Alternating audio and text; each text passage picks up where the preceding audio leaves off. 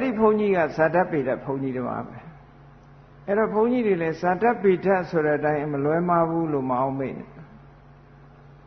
အရိဋ္ဌဆိုတဲ့ယဟန်ဇာတပိဋကယဟန်ကြီးသို့တော့သူ့ရဲ့အတွေးခေါ်မှားယွင်းမှုကြောင့်သူတင်ပြတဲ့စကားရဟာချွတ်ချော်တိမ်ပါ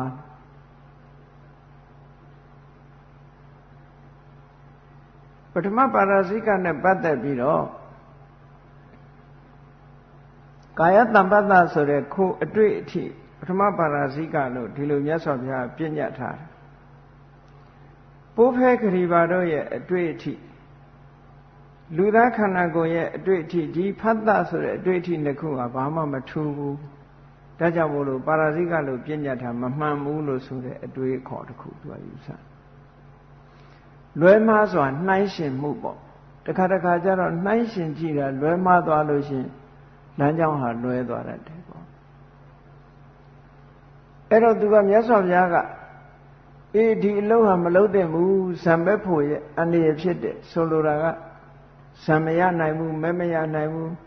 နတ်ပြည်မရောက်နိုင်ဘူးနတ်ပြည်လမ်းကြောင်းရဲ့အန္တရာယ်ဖြစ်တယ် obstacle ပေါ့အဟံတားဖြစ်တယ်လို့ဟောထားတဲ့တရားတွေဟာမဖြစ်နိုင်ပါဘူးလို့သူကပြောတာအဲ့ဒါဘုရားရှိတုန်းကိုပဲဒီ controversy ဆိုတာဖြစ်ပေါ်လာတယ်ကျန်တဲ့ယဟန်တွေကဝိုင်းဝန်းပြောဆိုလို့မရလို့ဘုရားစီပို့တော့ဘုရားကလည်းရှင်းပြပေးမယ်သူမလိုက်နာ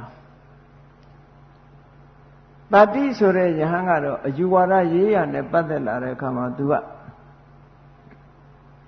ဘာဆွဲမြဲထားတော့ဆိုလို့ရှိရင်လူတွေရဲ့ခန္ဓာကိုယ်မှာရှိတဲ့အသိစိတ်ကလေးအဲ့ဒီစိတ်ကလေးဟာခံစားတတ်တယ်ဒီစိတ်ကလေးရှိနေတဲ့အခါမှာလူတွေဟာစကားပြောတယ်ခံစားတယ်စကားပြောတယ်ဆိုတဲ့ဒီအသိစိတ်လေးဟာတဘဝကနေတဘဝကူးနေတာတဲ့ဒီဘဝဒီခန္ဓာကိုယ်ကြီးဟောင်းသွားတဲ့အခါနောက်ဘဝခန္ဓာအသစ်ရှာပြီးတော့ကူးသွားတယ်ဒီလိုသူကဗမာလိုပြောမယ်ဆိုဝိညာဉ်ကလေးပေါ့ဗမာတွေပြောတဲ့ဝိညာဉ်ကလေးလိပ်ပြာကလေးပေါ့ဒါလေးကသာဝရမြဲနေတယ်လူရဲ့ခန္ဓာကိုယ်ထဲမှာတည်သွားရင်လိပ်ပြာလေးကထွက်သွားပြီးတော့နောက်ဘဝရောက်သွားတယ်ပေါ့ဘဝတစ်ခုကူးပြန်တယ်ပေါ့အဲ့ဒါကိုမြတ်စွာဘုရားကမြဲတဲ့တရားတစ်ခုမှမရှိဘဲနဲ့အခုဝိညာဉ်လေးကနောက်ဝိညာဉ်ဖြစ်တယ်ဆိုတာဘုရားဟောတဲ့တရားမှမဟုတ်ပဲမြတ်စွာဘုရားကစိတ်ကလေးတစ်ခုဟာအခုဖြစ်ပြီးအခုချုပ်သွားပြီးနောက်ထပ်ဖြစ်တာကနောက်စိတ်စင်ဆက်မပြအကြောင်းတွေပေါ်အကြောင်းပြုပြီးတော့တစ်ခုစီဖြစ်နေတာဒီစိတ်ကလေးထပ်ဖြစ်တာမဟုတ်ဘူးနောက်ဖြစ်တဲ့စိတ်ဒီနောက်စိတ်အဲ့ဒါလို့စင်ဆက်မပြစိတ်ကလေးရဲ့သက်တမ်းဟာအမတန်တူထောင်တဲ့အချိန်ပိုင်းလေး၃ခုပဲရှိတယ်ထိုတူထောင်တဲ့အချိန်ပိုင်းကလေးရှိပြီးဖြစ်သွားတဲ့စိတ်ကလေးဟာလည်းနောက်ထပ်ပေါ်လာတာမဟုတ်ဘူးနောက်ထပ်ပေါ်တာက copy ပဲအလားတန်တူတဲ့အရာပေါ်လာဆိုပါစို့ဖျောင်းနိုင်မီးလေးထွန်းထားပြီးတော့ထိုဖျောင်းနိုင်မီးလေးကိုညှိမ့်လိုက်လို့ငြိမ့်သွားတယ်နောက်တစ်ခါထပ်ပြီးတော့ထွန်းလိုက်တယ်အဲ့တော့နောက်ထပ်ထွန်းလို့လင်းလာတဲ့မီးလေးကပထမငြိမ့်သွားတဲ့ဖျောင်းနိုင်မီးနဲ့အလားတန်တူပဲသို့တော့ငြိမ့်သွားတဲ့မီးလားလို့ဆိုဘယ်ဟုတ်ငြိမ့်သွားတဲ့မီးကဘယ်တော့မှပြန်မလာတော့ဘူးထို့တူပဲစိတ်ဟာ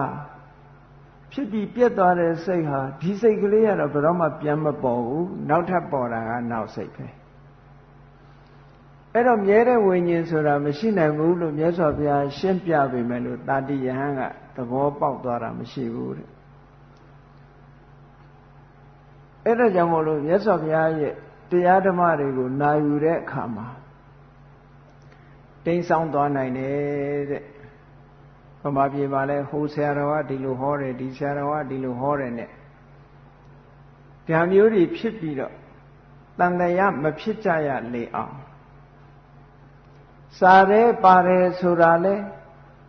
အဓိကမဟုတ်ဘူးစားရဲမပါဘူးဆိုတာလဲအဓိကမဟုတ်ဘူးမြတ်စွာဘုရားဟောကြားတော်မူခဲ့တဲ့အဓိကသေချာတဲ့လမ်းဆိုတာဘာတော့ဆို criteria မှတ်ကြောက်ကလေးတစ်ခု